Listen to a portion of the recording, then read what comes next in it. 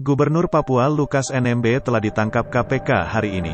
Lukas NMB juga sudah ditetapkan sebagai tersangka oleh KPK atas kasus dugaan suap dan gratifikasi 1 miliar rupiah. Lukas diamankan tim penyidik Komisi Pemberantasan Korupsi, KPK, Selasa tanggal 10 bulan 1 di Papua. Lukas ditangkap di salah satu rumah makan di Papua. Setelahnya, dia segera diterbangkan ke Jakarta untuk menjalani pemeriksaan intensif. Lukas memiliki harta lebih dari 33 miliar. Dari total kekayaannya, sebagian aset berupa 4 mobil. Berdasarkan laporan harta kekayaan penyelenggara negara, LHKPN, yang dilaporkan Lukas tanggal 31 Maret tahun 2022 dengan periodik 2021 mengungkap harta Lukas dari kendaraan bermotor mencapai Rp932.489.600. 4 mobil punya Lukas yakni Honda Jazz 2007 dengan nilai taksir Rp150 juta, Toyota Fortuner 2007 Rp300 juta, Toyota Land Cruiser 2010 senilai Rp396.953.600, dan Toyota Camry 2010, Rp85.536.000. Tidak tertulis dari mana Land Cruiser dan Camry diperoleh, sementara Jazz serta Fortuner diklaim sebagai hasil sendiri menurut data itu.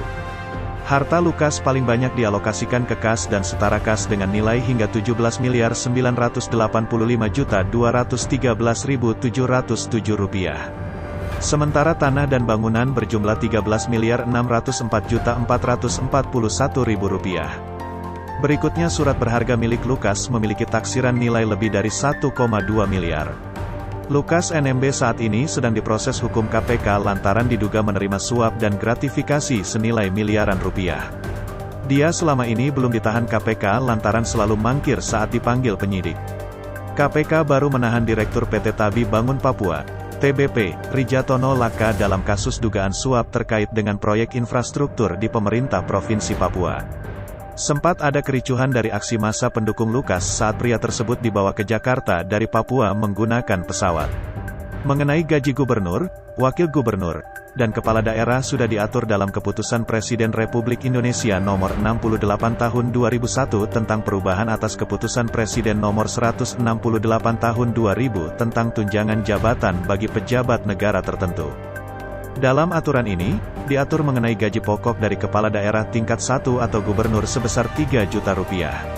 Selain gaji, gubernur mendapatkan tunjangan jabatan yang diatur melalui Kepres nomor 59 tahun 2003 sebesar Rp5,4 juta.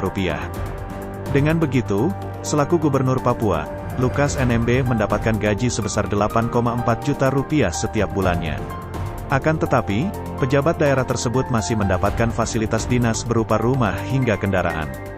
Memang dari sisi jumlah uang yang masuk ke kantong pribadinya setiap bulan tidak besar, namun di luar itu para gubernur dan wakilnya masih mendapatkan biaya penunjang operasional, BPO. BPO sendiri diatur dalam Peraturan Pemerintah Nomor 109 Tahun 2000. Pada pasal 9 dijelaskan bahwa besaran BPO tergantung dari klasifikasi besaran pendapatan asli daerah, PAD. BPO itu nanti dibagikan kepada gubernur dan wakilnya berdasarkan proporsional. BPO sendiri untuk menunjang operasional para pimpinan provinsi tersebut. Melalui BPO seluruh operasional gubernur dan wakilnya telah dijamin. Mulai dari pakaian dinas, pemeliharaan kendaraan dinas, kesehatan, hingga urusan dapur rumah tangga seperti kebutuhan dapur, isi gas, juru masak, kebersihan rumah dinas, konsumsi tamu dan lainnya. Meski demikian perlu diingat bahwa BPO sendiri berbeda dengan tunjangan yang masuk kantong pribadi. Sisa dari BPO itu akan kembali menjadi kas daerah.